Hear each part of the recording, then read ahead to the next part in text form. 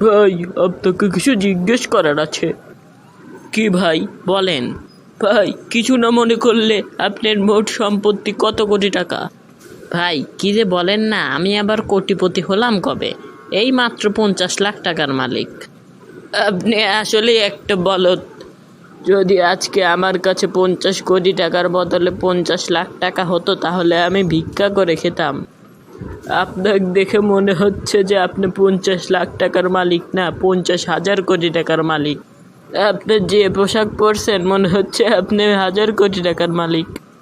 ভাই, আপনার মোট সম্পত্তি কি আপনি কবর নিয়ে যাবেন? দেখেন, আপনি চিকিৎসা না করে করে আপনার গলার কণ্ঠ কেমন হয়েছে।